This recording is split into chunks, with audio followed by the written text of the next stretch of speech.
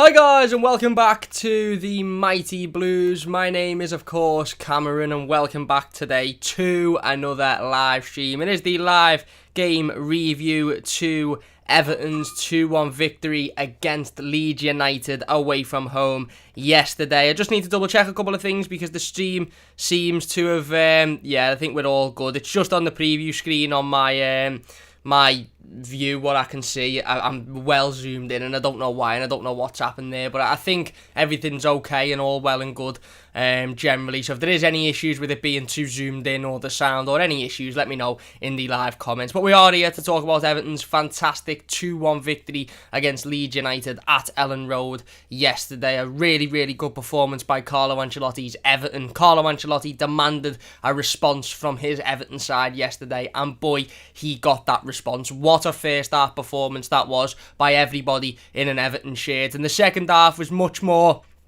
a type of performance that I think we were sort of thinking would happen. I expected that type of performance throughout the entire game, to be perfectly honest with you, not just the second half. I think we're back on. Yeah, look, typical issues with the live streams. I don't know what's going on with YouTube at the moment. They really need to sort their live streaming features out because I'm looking at a screen which is zoomed in and you can barely see me head, but I've just looked on my phone and everything seems okay. So we'll continue as is. Really good performance, like I said, from Carlo Ancelotti's Everton side yesterday. We sort of expected to have to defend. We expected Leeds to have a lot of the ball. We expected Leeds to throw everything at us, and I expected that to be the story for the entire 90 minutes, but it wasn't. That was the story for 45 minutes, and in the first half we were absolutely excellent. We were flying forward, we were picking the ball up, we were creating. I don't know whether the stream's still lagging. I'm just going to double check because I don't want to start going on and people missing out on what I'm saying practically. So let me just make sure that everything's okay. If there is still lagging issues, then please do let me know in the comments. I'll just keep the stream on my phone for a moment to make sure everything's working fine. But if there are any issues with lagging, and all if it says you're lagging, just let me know in the comments and I'll try and sort those out. But yeah, like I said, barring all technical difficulties, a fantastic win for Everton yesterday. A really tough performance. Ultimately a performance that we knew was going to be difficult. It was a very end-to-end game of football. I think we're still sort of lagging a little bit, so what I might have to do is stop the stream and do this as a video instead. Bear with me 2 seconds. I don't know whether we're still lagging. I think we're still getting a little bit of lag. I don't want to go into the review if we're going to continue lagging, so I might do this as a video rather than a live stream to avoid that lag. Do apologise to everybody that's watching live. I'm not too sure what's going on, to be perfectly honest with you. We'll give it a couple of minutes or so and see if it sort of settles itself down before we continue on. But a really good performance yesterday. Like I said, I've got it up on my phone, so should be alright. We'll give it a couple of minutes to settle down. Love it says a resolute performance, showing true grit, reassuring to see Keane come on as a sub. Spot on, mate. Everton Rose is in the comments. She says up the toffees and can hear you. Okay, thank you very much, Rose. Really appreciate that. Up the toffees. Everton now says hi, Cam. No lag, lad. Cam can hear you fine, mate. Is right. Thank you very much. Love it says, at any stage did you think James should have been brought on? I don't think it was really the game for James. If I'm being perfectly honest with you, it was quite a gritty game. The midfield played really well. I thought Gylfi Sigurdsson and Andre Gomes were fantastic throughout the entirety of the game, to be perfectly honest with you. Slowed down a little bit in the second half, but that was to be expected due to the way in which Leeds were playing and the fact that Leeds were flying at us and the fact that Leeds were constantly counter-attacking. But like I said, it was very much a game of two halves yesterday, and I expected the second half performance to be the story of the night. I expected Everton to set up and from early on defend, not allow Leeds to sort of break us down, stick 6, 7, 8 men behind the ball and hit them on the counter-attack. And for the first 3 or 4 minutes of the game, it seemed like that might be the tactic. Leeds had a really, really bright start to the game. They were picking up the ball in the right areas, and within about 2 minutes, they'd gotten in behind Luca Dean and Ben Godfrey, who we're going to talk about in a little bit more detail a little bit later on in the live stream, because Ben Godfrey is just absolutely outstanding, isn't he? So we'll talk about him in a little bit more detail a bit later on. If you are enjoying, by the way, please do hit that like button. I apologise for the issues with the stream earlier on, lagging and stuff. Hopefully we don't get any more of them. Hopefully it was just a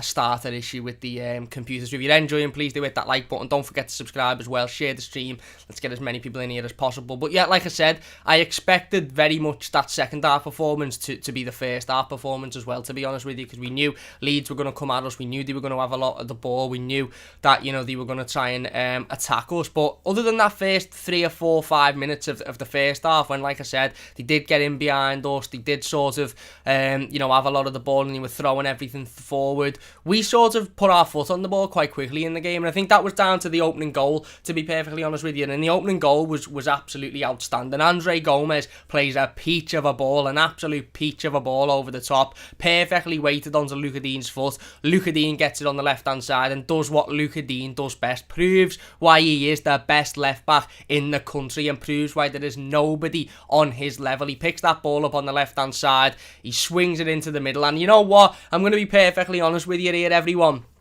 If I'm an Evertonian and that goal's conceded at the other end, I am absolutely livid. It was a fantastic goal for us to score. It was a brilliant ball over the top by Andre Gomez. It was a fantastic cross in by Luca Dean, and the finish by Gylfi Sigurdsson is really, really tidy. But if I'm a Leeds fan for that goal, I am absolutely fuming, because nobody tracks Gylfi Sigurdsson's run whatsoever. There's about 4 or 5 Leeds defenders stood around in the box, and they all just allow Gylfi Sigurdsson to run right in between them all and slot it into the back of the net. And it's a really, really well worked goal by Everton, but defensively it's a poor goal to concede. But I don't care, and I didn't care at that point. A great ball in. Luca Dean gets his 6th assist of the season, more assists than any defender in the Premier League. 12 games, 6 assists. He also missed 5 or 6 weeks with injuries, if you don't remember.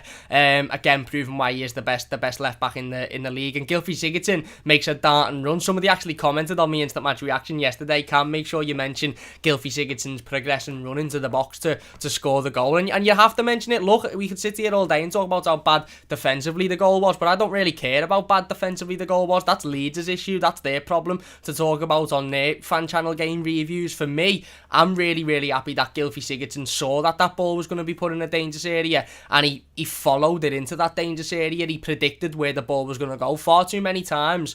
Certainly in recent weeks, we've been, I don't want to say poor on the attack, but we haven't been as clinical as we had been at the start of the season, certainly. And there was far too many times where, be it Luca Dean or Richarlison or Andre Gomez, was throwing balls into the box and nobody was really reading where they were going to be. And you've had about 4 or 5 balls in the last couple of weeks that you think if somebody's on the end of that, then that's a certain goal, and we're getting something out of this game. Whereas this one, you've got to give Gylfi Sigurdsson credit, because he reads exactly where that ball from Luca Dean is going to be. And sure, he's not put under any real pressure, so the finish isn't anything massively special, but ultimately if he doesn't sit there and think, right, okay, I'm going to make that run into there because I know Luca Dean's going to put that ball across the box, then we don't score. So you have to give a lot of credit to Gylfi Sigurdsson for reading that and ultimately for getting on the end of it. And it is a really, really cool finish. He still has a goalkeeper to beat and he does it really well, and ultimately you're sitting there and you're thinking, right, Leeds have controlled this for the first 3 or 4 minutes here. They've had the first chance of the game within a couple of minutes in, where they got in behind Luca Dean and Ben Godfrey had to step up and do what Ben Godfrey does best, let's be perfectly honest, and just be unbelievable at football, covers him, and then they were continuing to push us, and I was sort of thinking in that opening couple of minutes, right, this is going to be exactly how I thought it was going to be. They're going to attack us, they're going to have 80% possession, and we're just going to have to sit back in a low block and hopefully hit them on the counter-attack. But it wasn't. As soon as we scored that opening goal, we started playing like a team that I hadn't seen before. For me, that was the best first half performance of the season, and that's including the games against Brighton and West Brom at the start of the season and the cup game against West Ham, because we actually showed some urgency yesterday. We actually showed some fight. We actually showed some passion. And the big question before this game, ultimately at 6:30 when Carlo Ancelotti released his team news, and we seen that, Gylfi Sigurdsson and Andre Gomez were in the midfield together. The big question was, Gylfi Sigurdsson and Andre Gomez going to be quick enough to be able to keep up with the pace that the likes of Kelvin Phillips will set in the middle of the park? And that was my massive worry. When I first seen that team sheet, I thought, okay, you've got Abdoulaye Doucouré there, no issues with Abdoulaye Doucouré whatsoever. You've got, you know, a decent back line, Ben Godfrey's back in, Mason Oggett's back in, excellent. But that midfield of Andre Gomez and Gylfi Sigurdsson, I looked at and I thought, are these going to be able to keep up with the level of energy that Leeds are going to set? And in that opening 3 or 4 minutes, you're sitting there thinking, we already don't look anywhere near as quick as them, don't look anywhere near as, you know, switched on as they do. And then as soon as we scored the goal, we just stepped it up a level. And like I said, it was an Everton that I hadn't seen for a long time. We matched them for energy, we matched them for intensity. We were breaking forward, we were coming forward in numbers, we were pressing in numbers. Defensively, we were really solid. Yerry Mina won everything in the air. They tried to play it through the floor against us, and they were getting, you know, they were getting found out by Ben Godfrey and Mason Holgate, and it was comfortable for us defending that way. So then all they tried to do then is try to throw it in the air, tried to get it up, tried to lift it over us. And Yerry Mina must have won about 450 headers in that opening 20 minutes. Everything that come in, he just headed out. Bloody hell, if there was a meteor coming towards Earth, that fella had headed back out and then screaming everyone to get forward. He was absolutely excellent. And like I said, it was very end to end. And don't get me wrong, Leeds did have a couple of other opportunities in the first half. Look, ultimately they hit the post a few minutes after we scored. The corner comes in, and I think it's Alioski hits it from the outside of the box. And, you know, to be perfectly honest with you, I think I said on Twitter that's an incredible hit. That if that goes in, that's an incredible volley. But it hits the post. Robin Olsen has to make a couple of saves as well. One down to his left hand side, one where the ball ricochets, I think, off Dominic Calvert-Lewin, and he tipped it over for a corner. So it was very end to end, and Leeds were having their fair share of chances as well. But the difference from the opening 4 or 5 minutes to the rest of that half was that we sort of thought, well, you know what, no, we can play like this as well. We can come forward, we can create, we can start to, you know, threaten you as much as you're threatening us. And the more and more that Patrick Bamford was getting frustrated because he wasn't getting nowhere with Yerry Mina, and Yerry Mina was keeping him out for the entire first half, and the more and more that Ben Godfrey was winning the ball back and bringing it forward and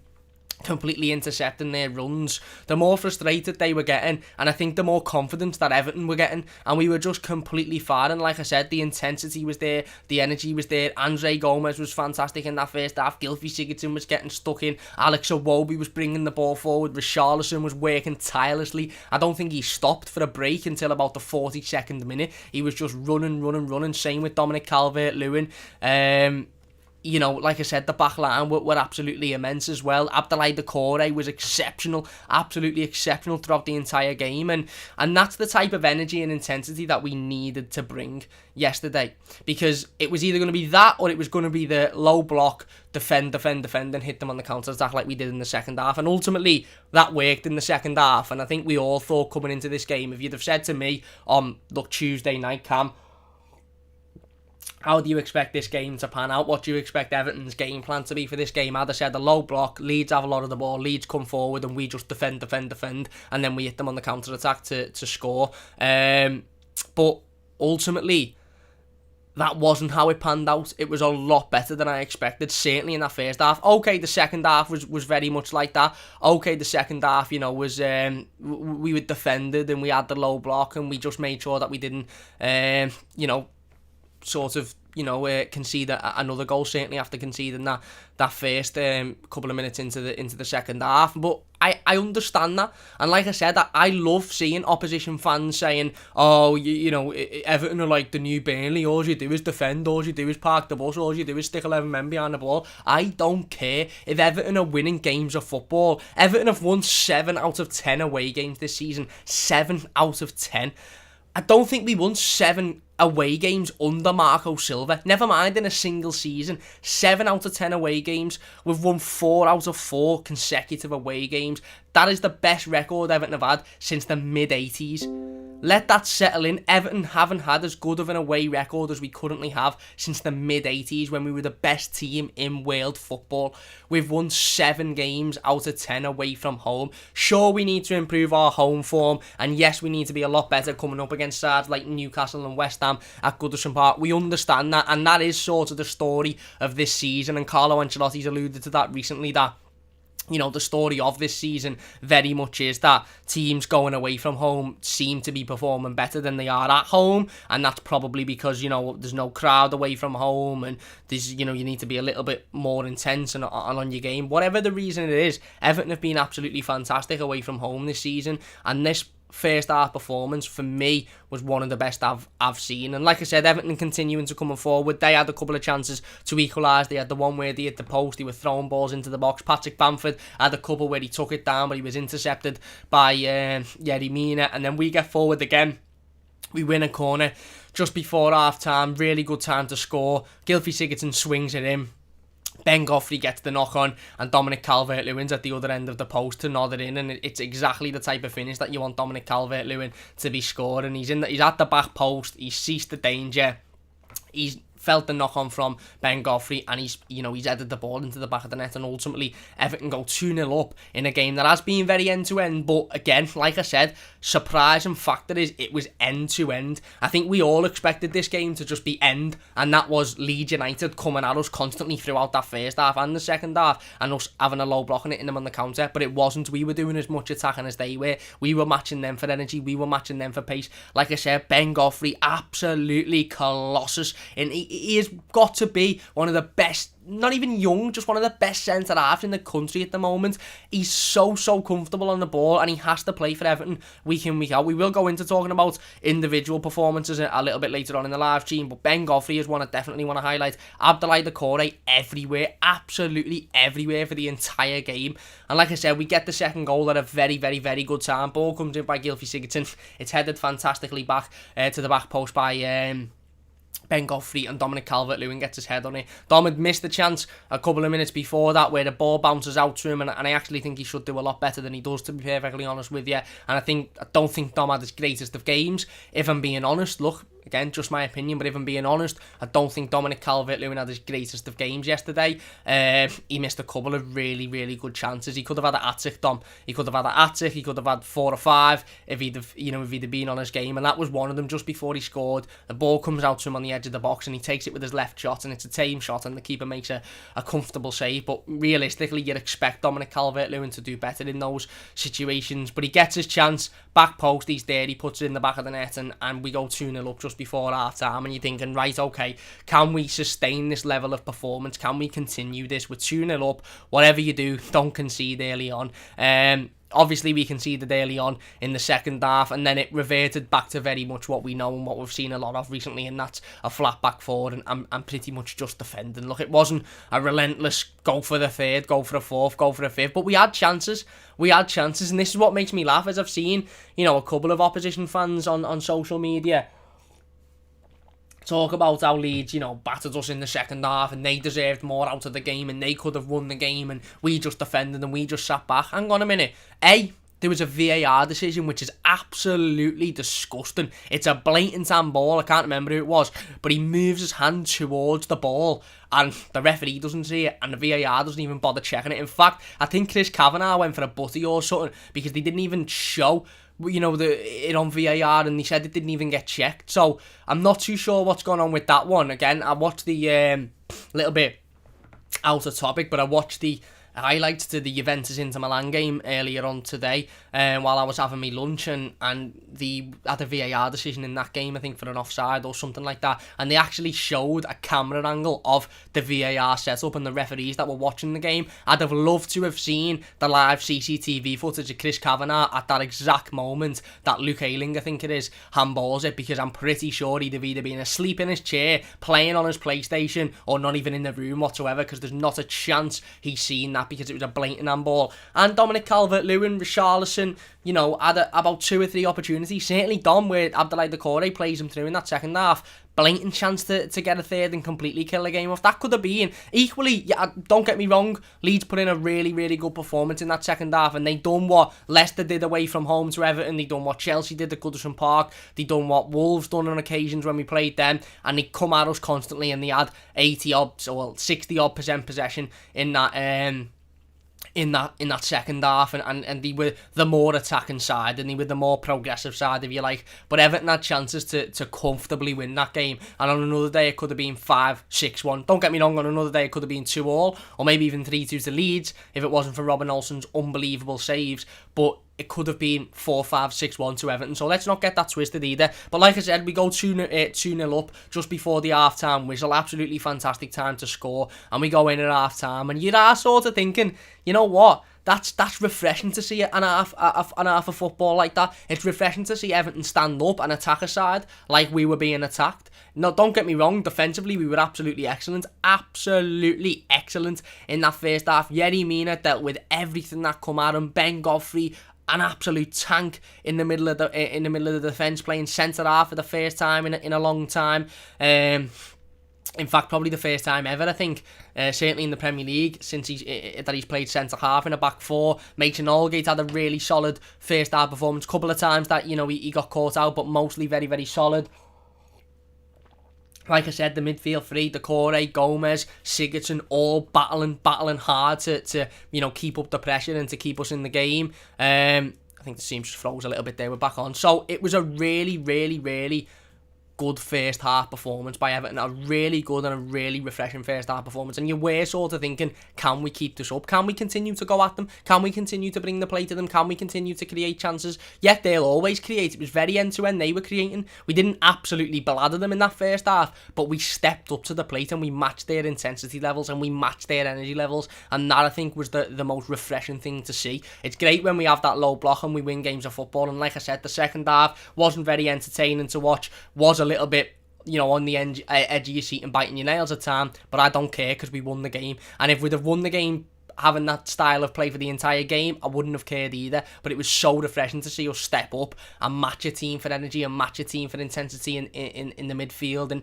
get forward and create chances and, again, challenge and that's exactly what we did. Anyway, let's get into the live comments then before we go into the second half. Like I said, if there is any issues with this team, please do let me know. There is a number of individual performances that I want to talk about because I just think we were absolutely exceptional. I want to talk about the pitch as well because the pitch was just shocking. It was like playing on an ice rink. Where are we then?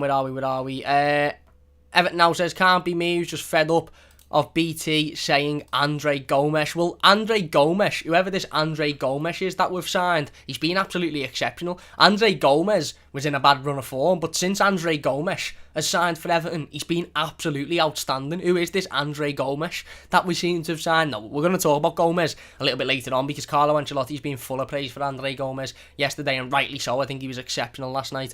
Lavid says, I agree. Nev says, slowly cleared out the dead wood, come another window, and we will have a 23-man squad of his choice. Graham says, I think conceding the goal so early on in the second half threw our game plan out the window. So disappointing. Great win for the Blues. Fair enough. Lavid says, I still say top 6 in an FA Cup. I'd take that, mate. Gort says, I knew getting my English twin on the back of my Everton jersey was a good choice. What a player Ben Godfrey is and what potentially has. Unbelievable player, mate. Unbelievable. Can't wait to talk a little bit more about Ben Godfrey in a moment. Darren says, alright, mate, Gates team as always. Your honest opinion on DCL. Do you think his goals are overshadowing his performances recently? I want to talk about Dominic Calvert-Lewin because I don't think it was his best game of football, if I'm being perfectly honest with you. I expected them to do a lot better, certainly with a couple of opportunities. Listen, his goal is fantastic, and his goal was a poacher's goal, and I think it will have done him a lot of confidence. But the one-on-one in the second half, which could have completely killed the game off and made the last 10 minutes a lot easier for us, he needs to do better in that situation. And he had a couple in the first half, one where, like I said, it ricochets off the defender and he gets it back on the edge of the box on his left foot and he hits a tame shot into the keeper, and one where I think he's played in by Alex Iwobi, and he's got a run on the defender and he's got Richarlison to his left to play in, and he decides to go on his own and he tries to curl it with his right foot, and it goes nearer to the corner flag than it does the goal, and I think he should do a lot better with that one. But I do think Dom needed that goal yesterday, and maybe the maybe the chance in the second half, the counter-attacking chance was just a little bit too much, to be honest with you. Maybe he got a little bit nervous and he was worrying a little bit. He did make a ball-busting run for that chance, by the way, so you have to respect Dominic Calvert-Lewin for that. Jared says, put Olsen in for 4 for the rest of the season. The backup line looks so much better. Ben Godfrey is unreal. Must say I was surprised by the result. Great results up the Toffees. Yeah, we're going to talk about Olsen as well in a little bit later on in the stream. Smig says, Leeds just play with lots of energy, with a bit of quality there. Not that good. Everton need that energy every single game, not just as a reaction performance. Every game we need that attitude. Well, yeah, exactly.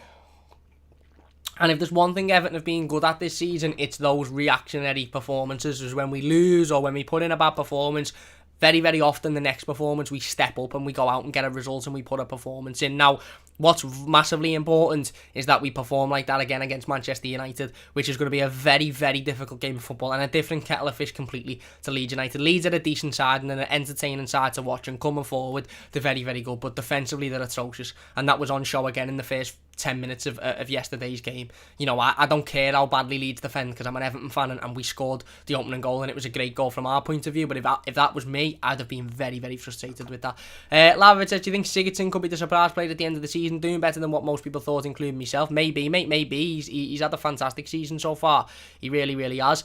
Shane says, I reckon we get the win this weekend. We have a chance at top 4. We certainly do, mate. Callum says he didn't. Dom could have had a few assists, but he got greedy. Should have squared it to Richarlison, and we would have been 3-0 up. Well, he could have passed that out to Richarlison on that one chance in the first half, or he could have squared it to Sigurdsson in the second half. But, again, I don't particularly think it's a bad thing for your goalkeeper to be for your centre forward to be greedy and to demand goals. Does he need to improve in front of goal? Yes. Does he need to keep his composure in front of goal? Absolutely. Dom is an unbelievable target man. If you put the ball in the air to Dominic Calvert-Lewin, he's scoring 99 times out of 100. If you put it in at the back post and it's bouncing around, he's getting on the end of it 99 times out of 100. But when he's slid the ball in and he's got a one-on-one with the goalkeeper, or he's in a good position at the end outside the box, he really, really needs to be doing better in those situations, because that's where I think he struggles, and that's what I think lets his game down a little bit. Not to the extent where I think it's a big issue, because Dominic Calvert-Lewin has gone from a striker who we all thought didn't have a future at the football club to one of the best in the country. He just needs to work on that next, is that composure when you're going one-on-one with the keeper and that finishing on the floor, because he doesn't score many goals sort of in that sort of vein. He scores with his feet, but they're quite often 5 or 6 yards out, and he it's clever finishes. He needs more of them 15 yards out, curling them into the corner of the back of the net. Callum says, English referees are the worst referees on this planet. Lavit says, I thought the Gorena Wolby played well. Both for me were running for the man of the match, yet it was always going to be Godfrey. Spot on. Jaya Sanka says, we need the 3 points against United. Spot on. And Fabi says, is bad James didn't play. Do you know why James didn't get minutes? Well, I think he didn't start because he was being rested, to be honest with you, for a big game on Saturday against Man United. And then, like Remy said before, I don't think it was the type of game for James Rodriguez, to be honest with you. When we go to that low block and we're defending, you lose James' ability anyway. Usually when James plays and we have that low block, it's the first half where he's doing a lot of work, or it's moments of magic in the second half. It's not really a consistent, constant, creative performance by James. And that second half, I think we were, having that low block. So Carlo probably looked at it and thought, I don't really need to bring him on here. I don't really need to risk an injury. I don't need to risk a fitness issue.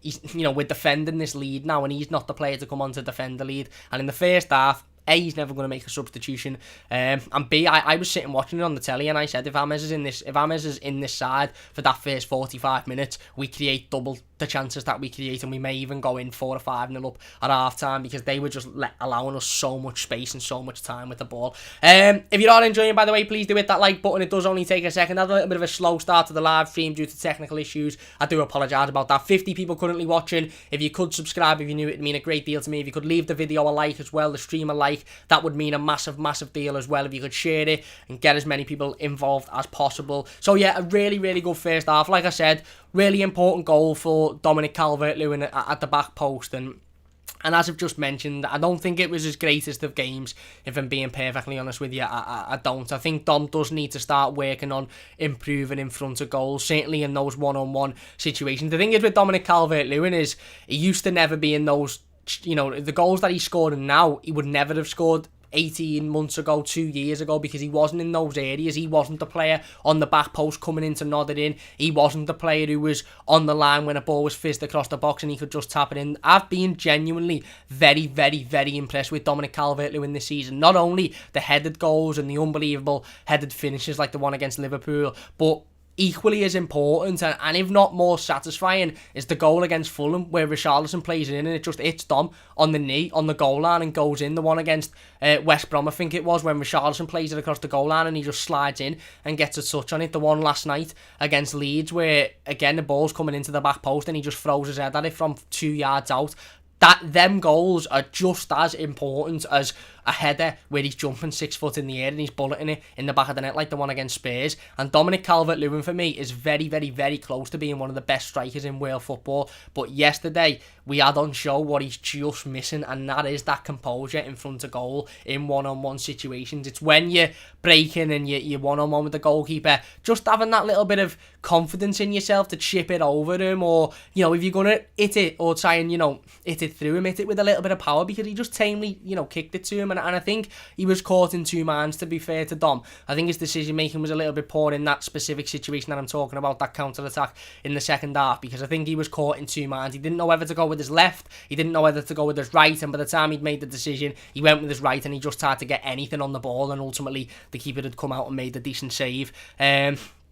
But he needs to be doing better in that situation. He does in the first half. He had a couple of big chances where he's running with the ball, and again, like I said, he cuts in on his right foot and the shot just isn't good enough. He could have played it to Richarlison, the one where it falls back out to him on the edge of the box, and okay, it might be his favoured foot, but he needs to be doing better from those areas for me. But ultimately, he's a player that, you know, has struggled for goals recently. That was his first goal in 5 games in the Premier League, because, you know, he had been on a little bit of a mini goals out, and you could see how much that meant to him. You could see almost the relief in the celebration when he scored, and maybe the goal in the second half, just the situation just come a little bit quickly and he panicked. But I hope and I do believe that goal at the end of the first half will give Dominic Calvert-Lewin an awful lot of confidence going into the next couple of weeks, because he needed that. He really, really did need that, and it's a really, really good finish. And like I said, Everton go in at half time, and barring a tough 5 minutes at the start of the game where Leeds come out and were flying, we really, really, really consoled that first half. Yes, they had chances, yes, they come forward, yes, they had a lot of possession, but we matched that, and that was what I was most impressed with, like I said, was the fact that, you know, I don't particularly mind the low block because it works and we get results, and I'm not one of these fans that is going to start screaming and shouting. And look, football's about opinions, and if you don't like the low block because it's not very entertaining, or it's, you know, a little bit worrying at times, then that's fair enough. But I personally am not one of these fans who's going to sit here and go, well, yeah, we got a result out of that game, but it was awful to watch, and if it wasn't for Robin Olsen having a great performance, if it wasn't for Godfrey having a great performance, we wouldn't have won. If we win the game, I don't care how we win the game in football, as long as we win. If you say to me, now, Cam, Everton finished top of the league playing low block football for the rest of the season, where you sit 11 men behind the ball and it's hard to watch and it's frustrating and it's difficult and you're on the edge of your seat, but you win the league, or you finish second playing wonderful, beautiful, elegant football and, you know, being this team that everybody loves to watch, what would you rather? I'd say, give me the league title, and anybody that's criticising us, see you later, mate. Because it's about winning games, it's about getting results, and Carlo Ancelotti realises that this Everton side maybe isn't good enough to go and match certain teams for energy in the midfield, or for quality in the midfield, or for quality altogether. But what we are very, very good at doing is keeping a strong defensive line and saying to sides, right, you come and break us down now. And not many teams can break Everton down. You know, other than the cup game and the league game against Manchester United, when was the last time a side, scored 3 goals against Everton? Okay, Callum Wilson put 2 past us last week, but again, a defence without arguably our best defender at the moment in Ben Godfrey. And with that back line of Godfrey, Holgate, Mina, Keane, Dean in any sort of formation, certainly with Ben Godfrey and Mason Holgate in that side, when was the last time we conceded more than a goal in the game? We're so hard to play against, we're so hard to break down, and I don't mind that because it gets results, but it was so refreshing to see a bit of a different first half performance where we almost looked like we thought, you know what, these aren't that great, these are susceptible defensively. It was like that goal in the opening 5 minutes, sort of, everyone got together after it and thought, you know what, these are poor defensively here. We can go and get another couple. We can play at these. We don't need to sit back. And that's what we did in that first half, and I was very, very, very impressed with that. Obviously, we come out for the second half, and within a matter of 5 minutes, we concede. Look, I'm not going to sit here and beat around the bush. It's a poor mistake by Mason Holgate. I do think Mason Holgate is at fault for it. It's a bit of fannying about in the box instead of just completely clearing it. And I think it's Ben Rama who had a field day at Goodison Park when they come to play us a couple of months back. Had a really, really good game yesterday, to be fair, for them. And he finishes it coolly, and you're sort of thinking, right, okay, we're 5 minutes into the first half. I've had an excellent 5 minutes into the second half. I've had an excellent first half. Please, please, please don't throw this away now. And I do think the game plan changed after that. I think we might have come into the second half thinking, right, go again, match them for energy, match them for intensity, match them for pace, continue to break forward, continue to hurt them. And I think as soon as we conceded that goal, I think the game plan maybe did sort of change, and it was a little bit like, right, they're going to fly at us now. And it was just sort of keep a low block, don't let them get don't let them get through, defend your arses out, and just see the game out. And that's what we did, and like I said, I don't mind that. Darren has donated £2 to the live stream. He says, keep up the good work, mate. Thank you very much, Darren. Rafinha, mate. Who did I say? Did I not say Rafinha? Rafinha, I meant. Rafinha puts it into the back of the net. It's a good finish, to be fair. It is a really good finish. Big thanks, Darren, for the donation, by the way. Really do appreciate that one. So yeah, look, again, like I said, it was solid defensively. We seen the game out, but we had our fair share of chances. I'm not about to sit here and say, oh yeah, we had nothing in that second half. Leeds absolutely dominated us. Did Leeds have the most of the ball? Absolutely. Did they create more chances? Absolutely. Did we defend for 45 minutes? Absolutely. But we're 2-1 up away from home, and ultimately again, it's a game that you're playing against a side that do come forward and do attack in numbers and are good attacking. The Leeds have beaten sides 4 or 5-0 on a number of occasions this season. Comfortably beaten sides 4 or 5-0 on a number of occasions. So am I absolutely raging that we sat back and defended? No. But I'm not about to sit here and say we had nothing in that second half. We should have had a penalty for the start. We had a counter-attacking... a bit of counter-attacking play where Abdoulaye Doucouré blasts through the midfield and plays it to Dom, and he should do better. We had another couple of chances where Richarlison's got it in good areas, and they defend it well. We had a ball that went into the box and Dom missed it by millimetres, and if he wouldn't have missed it, it'd have been a shot on goal. So we had chances ourselves in that second half, don't get me wrong, but it was very much of that similar, like we've seen in recent times, of strong flat back line, low block, defend, and then hit teams on the counter. And that's what we did in the second half, and it worked. Okay, it wasn't as fantastic, and it wasn't as elegant, and it wasn't as fast-paced as the first, but it worked, and we won the game from that. If you're enjoying, by the way, please do hit that like button. Don't forget to subscribe as well if you are new. Don't forget to share the live stream. I wanted to pick out a couple of performers. I think everyone was excellent yesterday. One thing, it's been a good performance when you're genuinely sitting there and you're talking on social media, or you're talking to your friends, or you're talking to your family, and you're talking about who your man of the match is, and there's genuine 4, 5, 6 contenders for man of the match, and nobody's wrong. I wouldn't have argued with anybody that had said Ben Godfrey was man of the match yesterday. He was my man of the match. I wouldn't have argued with anybody that said Abdoulaye Doucouré was man of the match yesterday. Again, I think he was joint with Ben Godfrey, my man of the match. I wouldn't have argued with anybody that had said Yerry Mina. I wouldn't have argued with anybody that had have said Robin Olsen. I wouldn't have argued with anybody that have said Andre Gomez. I wouldn't have argued with anybody that I said Mason Holgate, etc, etc. And that's when it's been a really good team performance, when you can sit there and you can look at the side that have played and you can think there's 5, 6, 7 contenders comfortably there for man of the match, and the other players only just missed out because of maybe a couple of mistakes, or they didn't, they weren't as good as they usually are. But they still were 8s, 9s out of 10s, and that's how it's been a good performance. I want to start with Robin Olsen. Obviously, Carlo Ancelotti brought Robin Olsen in due to Jordan Pickford's injury. Carlo confirmed on Tuesday afternoon that Jordan Pickford would miss this game due to a side injury that he'd picked up throughout the week, and Robin Olsen stepped in, and you know what? He's got to keep his place now. He's absolutely got to keep his place. Am I confident he will keep his place?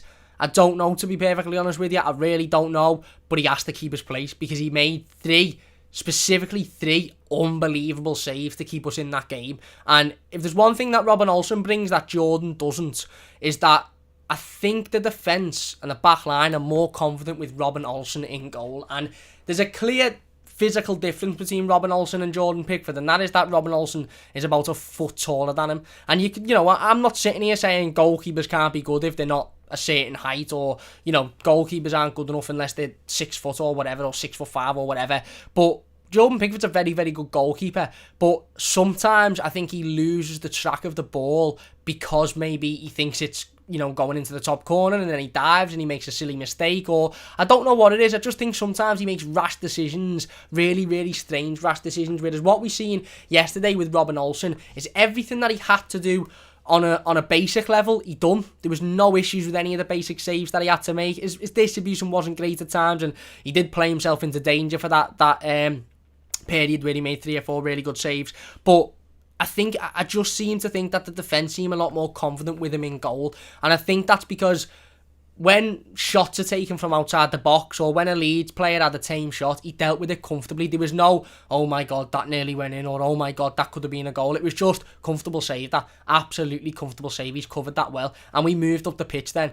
Also, he made 3 absolutely unbelievable saves. The first one is exceptional. I've watched it back about 4 or 5 times. The first one is absolutely exceptional because not only is it hit at pace from outside the box, but it also, I don't know if you've noticed, don't know if you watched it again on the replay. Anybody, let me know in the live comments. Big thanks to everybody in the live comments, by the way. I will get into all of them in a moment. If you're enjoying, leave a like, by the way.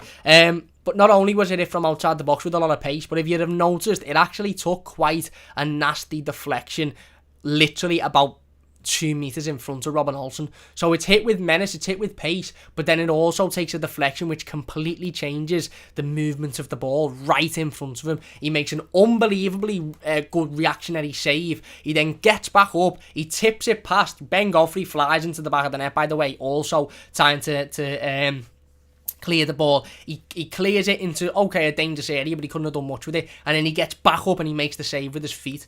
Then a couple of minutes later, he makes another really, really good save from another decent shot.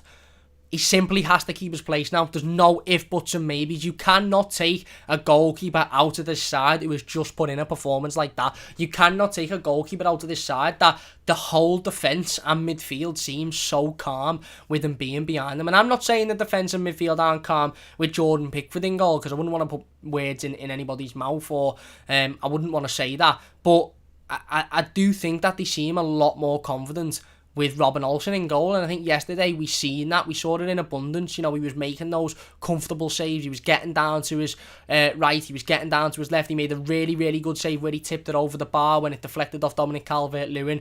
Don't think he was at fault for the goal, to be honest with you. It was a silly defensive error, and it was a decent shot by Rafinha. But I just think he was absolutely superb yesterday. And like I said, I would not be able to argue with any Evertonian that sat there and said Robin Olsen was man of the match. I couldn't argue with them because he was brilliant. He was absolutely brilliant. And Jordan probably will be available for Saturday's game against Manchester United. And who knows, maybe Carlo Ancelotti will put Jordan Pickford back in because he doesn't want him to seem like he's dropped. But the conversation for me that Carlo Ancelotti should have with Jordan Pickford is he should sit down with him and he should say, you're not being dropped, but you missed the game due to injury, and the goalkeeper that's come in to replace you has put in an absolutely unbelievable performance, and I'm not dropping him based off of that performance. So you haven't specifically been dropped, and some might say, why tell him he's being dropped, this, that, the other, but Carlo isn't going to do that. He's a very, very good man manager, and we'll talk about Carlo Ancelotti's man management in a little bit when we talk about Andre Gomez. He's a very, very good man manager, so he's not going to sit down with Jordan and say, you're being dropped, you're shite. He's not going to do that. What he could do, though, is sit down and say, you haven't been dropped, but you missed the game through injury, and Robin Olsen come in and was absolutely exceptional, so he's keeping his place. Because it would be very, very, very unfair of Carlo Ancelotti to take Robin Olsen out of this team now, because he was brilliant. And also, can you imagine what we're all going to be sitting here saying on Monday night and on Saturday afternoon in the reactions and in the comments if Jordan Pickford gets back, goes back in goal on Saturday and he makes an individual error which leads to a goal and we lose the game? It's going to be, why wasn't Olsen kept in? Olsen played brilliantly against Leeds. Why wasn't he kept in? So for me, I think just for everybody, Robin Olsen keeps his place. And I actually think he goes on a run now. And that's nothing to do with Jordan Pickford. I haven't got an agenda against Jordan Pickford. I think Jordan's had a couple of really, really good games in recent times. Granted, his mistake against Leicester was shocking, but I think he'd been much better before that. It's not about Jordan Pickford, it's about Robin Olsen, and this is what we need to make it, by the way. I'll mention it in the next couple of streams. This is what we need to make this. It's not Jordan's being dropped because he's not good enough, this, that and the other. It's Robin Olsen had come in, put in an exceptional performance, and now he keeps his place because of Robin Olsen, because of how good he was, not because of how bad Jordan Pickford's been, but because of, and he hasn't been awful, let's be honest. He has made a couple of mistakes, but he hasn't been awful recently, in recent times. Might get hate for that, but oh well. But it's about how good Robin Olsen was yesterday, and he was absolutely exceptional. He got down to everything, he dealt with everything, he made 3 unbelievable saves in quick succession to keep us in the game at a point where Leeds were really, really breaking forward and really, really, threatening the goal. And he kept us in the game comfortably, absolutely comfortably, and that's exactly what you want from a goalkeeper. Ben Godfrey then. Look, it's taken me 45 minutes to mention Ben Godfrey, and I've literally been sitting here staring at his face for the entire 45 minutes. That lad needs to start for Everton every single game. Unless he's injured or suspended, Ben Godfrey has to be in this Everton team, whether it's at centre-back, whether it's at right-back, whether it's at left-back, whether it's at centre midfield, whether it's up front. I don't particularly care where it is. He has to play every single game available for Everton Football Club. Every single game. He is an absolute unbelievable footballer. He's a fantastic defender, and what we saw on Saturday against Newcastle, and I'm not saying, by the way, if Ben had been in there against Newcastle, we'd have guaranteed a win, but one thing we would have been is a lot more solid defensively and a lot more organised, and there'd have been a lot more leadership on the pitch. What we seen yesterday, within 30 seconds, by the way, 30 seconds of the game, Luca Dean gets caught sleeping and makes a silly mistake. And again, I'm not going to go in on Dean because his ball for Sigurdsson's goal is absolutely fantastic. But Luca Dean gets caught sleeping within the opening 5 minutes of the game. Who's there to sweep up the danger? Ben Godfrey. Who's there to throw in the sliding tackles in the right areas? Ben Godfrey.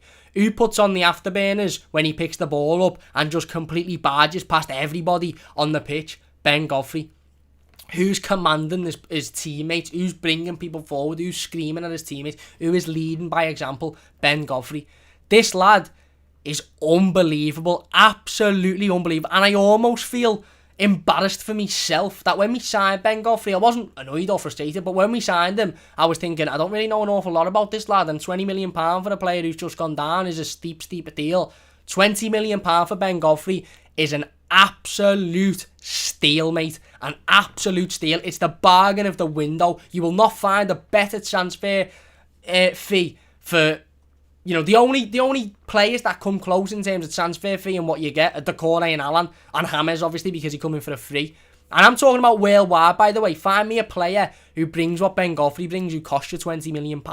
He is absolutely unbelievable. And I will sit here and I will talk about him every single day we come on these live streams. I will talk about him on Twitter all the time, because Carlo Ancelotti spoke about him yesterday after the game, and he said, I'm surprised. He said, honestly, I'm surprised with how good Ben Godfrey is, how comfortable he is, how demanding he is, how intense he is. I'm surprised at that. And I think we all are quietly surprised, but again, people that watched, Norwich consistently last season maybe aren't surprised, but Ben Godfrey is an exceptional defender, by the way. Number of occasions yesterday where Leeds were getting players forward, Leeds were playing balls down the wing, and he just steps in front of his attacker and he just sees the ball out for a goal kick. That run, Justin says it in the comments, we'll get back in the comments in a second, Justin says it, Godfrey's solo run up the field was insanity. Never seen that from a defender. Mate, I've never seen acceleration like that from a footballer, never mind a defender. When he picks that ball up and when he runs, not only has he got more pace than Usain Bolt, but because of his stature and because he's a big lad and because he's strong and because he's, he's quite a physical, he's a man-mountain of a footballer, let's be honest. But because of that, when he goes on these ball-busting runs where he's got so much pace, anybody that can keep up with him, and there's not many players that I've seen so far that can keep up with Ben Godfrey, but anybody that can keep up with him just bounces off him. He's like bullets coming off of a rubber plate or something. They just bounce off him constantly. They can't get anywhere near him. That run is unbelievable. Not only does he pick the ball up, where Leeds are attacking, by the way. Leeds are, attacking round about our half. He picks the ball up. He belts it past everybody. He comes into a collision with 3 Leeds players. He puts one of them into the stands. He turns around brilliantly and he nonchalantly passes it to to Alex Iwobi, and then he just trots back into defence. The lad is unbelievable, and on a number of occasions yesterday, and I don't know whether anybody else picked this up, but on a number of occasions when he'd made a good challenge, or he'd, kept his line well, or he'd seen a player out, the camera went to him. Obviously, the camera panned to him because it does when players do something well, and on every occasion that the camera pans to him, you can see him screaming, you can see him saying, Yerry, you move there, or you move there, or come on, lads, get forward. He's motivating the team. He is a leader by not only example with his performances, but by him physically, talking. He's a leader on the pitch. His performances have been absolutely excellent. It's the first time we've seen him really play in a back four as a centre-half. Absolutely unbelievable. The fact that Michael Keane, who has been arguably our best player for the last 12 months, didn't start yesterday and we didn't miss him, just shows how comfortable Ben Godfrey was. There was a number of occasions where Yerry Mina, who we'll talk about in a second, also come forward with the ball and tried to get into those midfield areas and create, and Ben Godfrey just sat back. And there was a couple of counter-attacks that Leeds United had in that second half where they're breaking forward and they're constantly flying forward, and Ben Godfrey doesn't commit. He doesn't run forward and get sucked into a challenge. He just keeps his line. And he allows them to come forward, but he just keeps his line, and then we get back into a straight back line and we defend it and we go out again. Everything in the area he had to deal with, he was excellent at doing. He got the assist for Dom's goal, which was unbelievable. And like I said, his all-round game is just so good. Ben Godfrey is a player who you would swear has been playing football for 15, 20 years professionally. If you looked at Ben Godfrey, you would think, this is a seasoned professional. This is a lad who's won leagues, won Champions Leagues, done it everywhere. He's so calm, he's so confident, he's such a cool influence on the rest of the team, and I genuinely think that every midfielder in that side, every defender in that side, I honestly think there's so much more confidence when Ben Godfrey's in that team, because he does everything.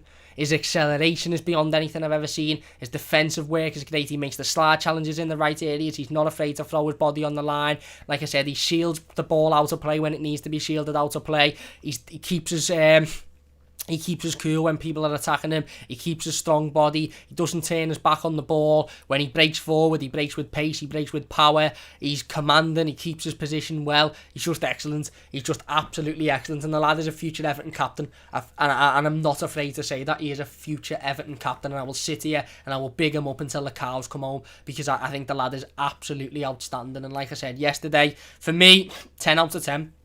Absolute 10 out. And I don't give 10 out of 10 performances very often, but Ben Godfrey yesterday was a 10 out of 10 performance. He did not put a foot wrong. Another player who was a 10 out of 10 performance, and I will get in the live comments in a moment, was Abdoulaye Doucouré in the centre of midfield. Again, very similar to Ben Godfrey, did not put a foot wrong for the entire game of football. Unbelievable. One thing we saw from Abdoulaye Doucouré yesterday, which we haven't seen an awful lot of since he's been at Everton Football Club, and that's probably because of the way in which we've played recently without Alan in the side, but one thing we saw from Abdoulaye Doucouré yesterday was a box-to-box midfielder. In fact, the box-to-box midfielder that we signed from Watford to come in and to create. We had Andre Gomez and Gylfi Sigurdsson almost sitting back and doing that hard work, and the pair of them were excellent at doing that. And we had Abdoulaye Doucouré, who was just controlling everything. Everything. His heat map yesterday, he must have covered every blade of grass on that pitch, because he was absolutely exceptional.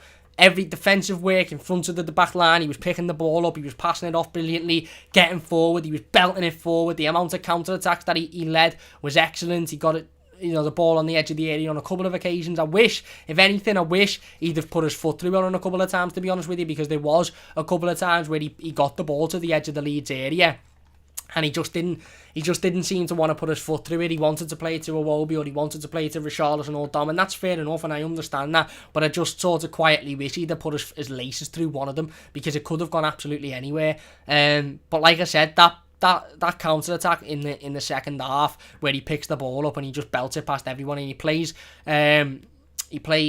Dominic Calvert-Lewin with a great pass is exceptional. And if Dom slots that away, which, let's be honest, he should slot away, then we're speaking about Abdoulaye Doucouré till the cows come home as well. One thing I was very impressed with him yesterday is his passing. His passing was brilliant. Absolutely brilliant. I don't know if he misplaced the pass. If he did, he didn't misplace many. And every pass was weighted perfectly. Whether it be to Gomez, whether it be to Sigurdsson, whether it be to Dom, every pass was weighted perfectly. And he was exceptional yesterday. And like I said, him and Ben Godfrey, look, Robin Olsen, Andre Gomez, Luca Dean, Yerry Mina, all were unbelievable. But Abdoulaye Doucouré and Ben Godfrey, I cannot fault yesterday. The pair of them were absolutely fantastic. And like I said, Doucouré's performance was arguably the best we've seen in an Everton shirt from Abdoulaye Doucouré. And look, I'm not going to sit here and say he needs to start every game, because he does need to start every game, of course. It's not like a case with Godfrey where there's a genuine conversation. Look, for me, it's Ben Godfrey and then it's 3 other players. Yerry Mina, brilliant this season. Keane, brilliant this season. Dean, best fullback in the country. Holgate, very, very good this season. But that's Carlo Ancelotti's selection headache there. Ben Godfrey is just a must. He's just a necessity. It's not even a question. Not even a headache. He's the ibuprofen to the headache, Ben Godfrey. He's like, right, okay, I'll provide a little bit of ibuprofen for you to your selection headache, and I'll just say I'm starting, and then you can deal with the rest of them, because he has to start week in, week out. But like I said, Abdoulaye Doucouré yesterday, absolutely exceptional. Want to talk about another couple of players as well. Yerry Mina, brilliant. We'll get into the comments before we talk about Yerry Mina, so I'm not missing them. I've realised I've got a lot of comments. A big thanks to everybody for getting involved with it. Callum says, told you I have faith, Calm. Everton FC says, has Gomez done an interview and said that's how it's pronounced, something because Gomez is all you hear now? Maybe he has, or maybe they just BT want to add a little bit of a, I don't know, but maybe he has. Adam says, I think Josh King can get into the first team over DCL because lately he hasn't been good. He'll fight with DCL for his position, and that's right. And that will allow DCL to up his game because he'll know there's competition there. Everton Botcher says, hey Cam, how is everyone doing? I'm good, mate. Smig says his decision making needs to improve. Callum says, Dom should have smacked it in near post instead of trying to place it round. Miss Leah, yeah, I agree. Spot on. Arsenal for life says, do you think we'll beat United? Well, it'll be tough, but we're fantastic away from home, so why not? Everton Blues says, Ben Godfrey is boss. He certainly is. Let's go to the bottom then. Liam says, I would have kept the same defence for the United game. Jaden says, Mina is becoming an exceptional centre-half. We're going to talk about Yerry Mina in a second. Carl says, absolutely great win. I'm so happy. And Anders says, Doucouré was incredible. My favourite part of watching him yesterday was the passion. You could see in his reactions how much he cares and is willing to work for the team. Spot on. Wayne says, Godfrey for me, man of the match. Thought Doucouré and Mina were also good. Harold says, Cameron, what do you think about Mason Holgate disrespecting the opponent player and his team in the game of football? Why was he disrespect? Because of the Chewy thing? I just think he wanted to Chewy. I don't think it's that serious, to be honest with you. Nev says, Godfrey defensive-wise is better than Dean. Difficult decisions now, but Dean offers you so much going forward. Callum says he's ridiculously good for a 22-23-year-old. He is, mate. And Dean says he was your man of the match. Either Godfrey or Doucouré, to be perfectly honest with you. Justin says, Yerry Mina rallied the troops last night. He screamed at the team and covered multiple positions. Carlo has backed Mina, and Mina has backed Everton in return. And Wormy says, it's Mina for me, third, just because he can be a bit mad sometimes. Godfrey is our left centre-back and has been good at left-back, but he was next level last night. Yeah, listen, I want to talk about Yerry Mina. One thing I forgot to mention before as well, by the way, how awful was that pitch last night? It was literally like playing on an ice rink. There was about... Marco Bielsa nearly got put in Rosette on a number of occasions with players flying into him by accident. It was an awful pitch. I don't know what they were doing. I think I got a comment on the Instant Match Reaction, by the way, that I need to reply to, and it was somebody saying that he'd had a mate that had worked close to Leeds and apparently did replace their pitch or something, which is just absolutely strange to do in the middle of a season, because you're always going to have issues when you do that. But it was an awful pitch. The conditions, we were like playing with ice skates. But Yerry Mina, yeah, absolutely spot on. Everybody spot on. Yerry Mina was exceptional yesterday. Absolutely exceptional. Everything. Yerry Mina won more headers last night than any Everton player has done in a single Premier League game for over 3 years. The first half, he was unbelievable, because it was end-to-end the first half. We were very, very good going forward, don't get me wrong. And it was a breath of fresh air from Everton, because we were breaking forward and we were, creating, and we were taking the game to Leeds as much as they were taking it to Everton. But we were still susceptible. It's Marcelo, pal, not Marco. Did I say Marco? I've got Marcelo Bielsa nearly got put in the stands on a number of occasions. Apologise about that. Yeah. First half, there was a couple of times where, Leeds put that ball over the top, and they did have a couple of menacing attacks, and Yerry Mina just dealt with them comfortably. Absolutely comfortably. The amount of headers he won in the air was excellent. Even headers from sort of the edge of the box where they're trying to play the ball behind us, and he's just there, first line of defence, to just head it out. Like I said, that lad could head an asteroid out. If it was heading towards Earth, he'd be the first player jumping in front of it to knock it back to space. he was excellent yesterday. As well as that, I think he dealt with Patrick Bamford really, really well. And this is something that I haven't heard many people talk about. But Patrick Bamford, obviously is a very, very good striker. He's been excellent this season. He's been absolutely excellent for Leeds. And I think Yerry Mina really, really, really dealt with him fantastically.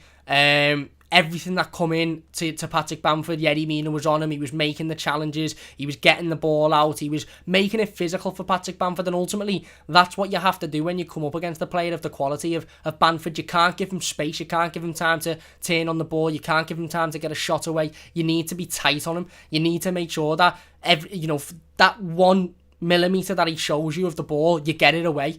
Or you're physical. You don't give away any silly fouls. You don't do anything stupid, but you're physical with it. And that's what Yerry Mina was yesterday. He was very, very, very physical, and he was excellent. He was absolutely excellent from start to finish. We're starting to see nearly 100 people watching, by the way.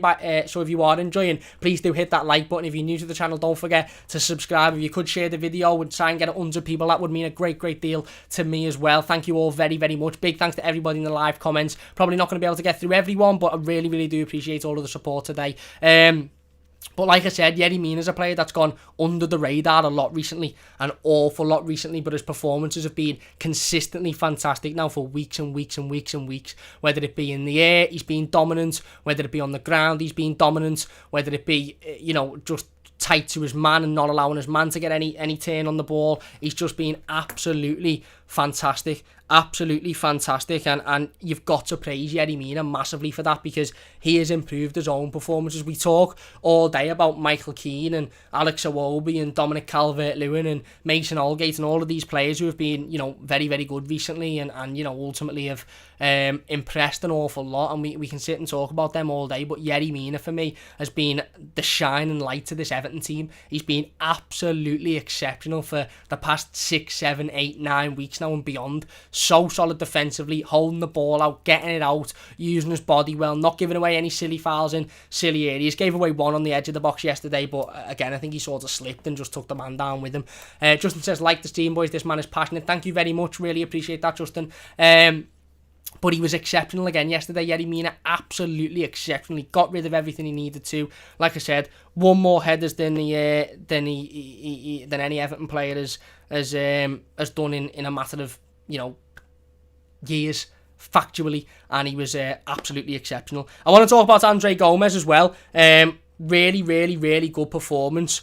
Absolutely really, really good performance from Andre Gomes. Best performance he's put in an Everton shirt in a long, long time. And Carlo Ancelotti was full of praise for Andre Gomes yesterday. He said after the game, Andre Gomes was the best player on the pitch. In my opinion, that's the Andre Gomes that we know. That's the real Andre Gomes, I think he said. And I put out a tweet saying that is unbelievable man management by Carlo Ancelotti. Unbelievable man management by Carlo Ancelotti, because, look, Andre Gomes was excellent yesterday. He really, really was. Was he my man of the match? No, he could have got man of the match quite fairly, but he wasn't my specific man of the match. I think Godfrey was, didn't do anything wrong. I think and was more consistent through the 90. Same with Abdoulaye Doucouré, but Andre Gomes had every shout for man of the match yesterday. And Carlo Ancelotti, in coming out and saying that and those comments, I actually think that what he's done there is he's practically said to Andre Gomes, who has been in a decent run of form recently, but before that was struggling, and coming out and saying my man of the match was Andre Gomes. I think he was absolutely exceptional. That's the real Andre Gomes.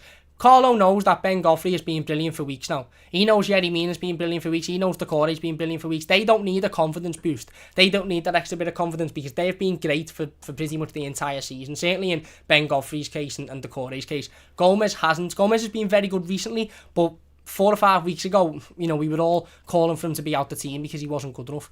And in Carlo coming out and saying my man of the match was Gomes yesterday, he was exceptional, and I think he's a brilliant footballer. That's the real Andre Gomes.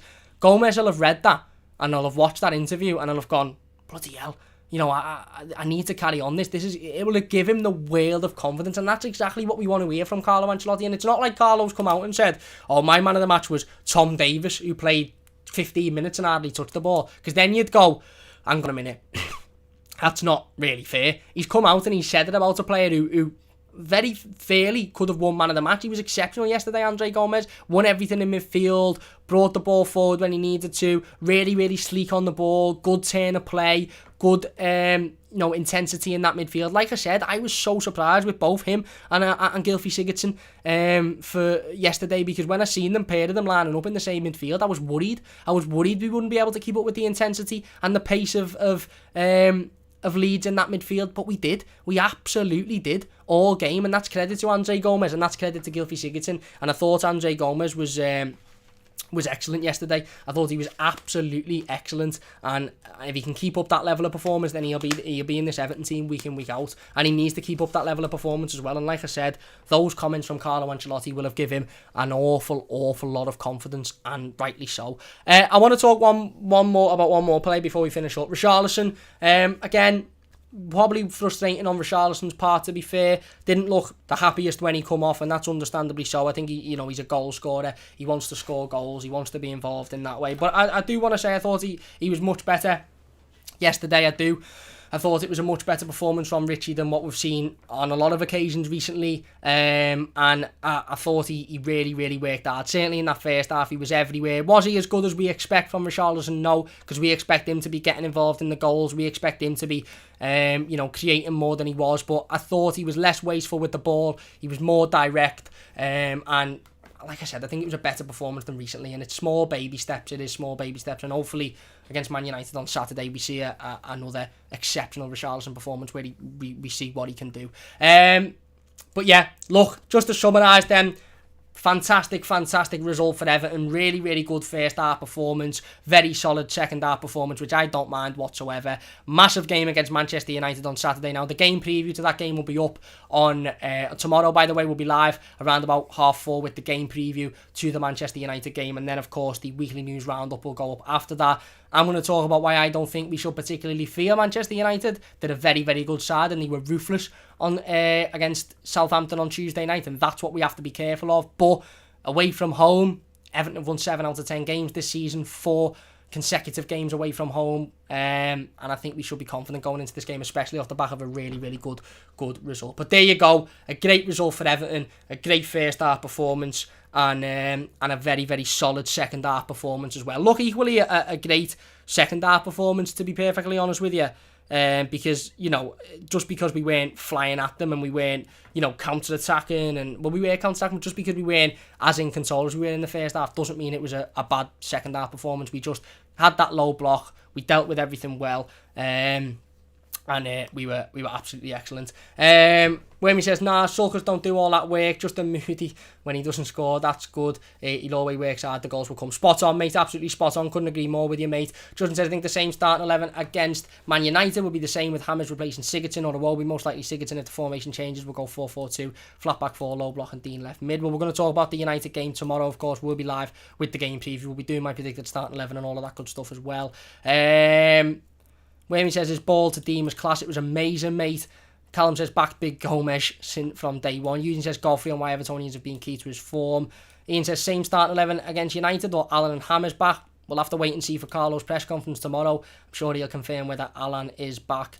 And Josie says if Alioski's volley goes in, it's a different game. Well, it is, but if Dom scores that goal on the counter-attack, it's a different game. If we get a penalty for a blatant handball, it's a different game. Anyway, that's going to do it for today's live stream. If you have enjoyed it, please do hit that like button. Look, a massive thank you to everybody for getting involved. The comments have been unbelievable today, the live comments. I'm sorry I couldn't get through them all, but a big thank you to everybody. I really do appreciate that. If you're new to the channel, don't forget to subscribe. Don't forget to leave the video a like as well. If you're watching as a YouTube video, leave your thoughts in the comment section down below, and we'll get involved with as many of them as possible. Don't forget to leave a like. Like I said, we'll be back tomorrow, round about 4:30 with the game preview to the Manchester United game, so don't forget to join us live then.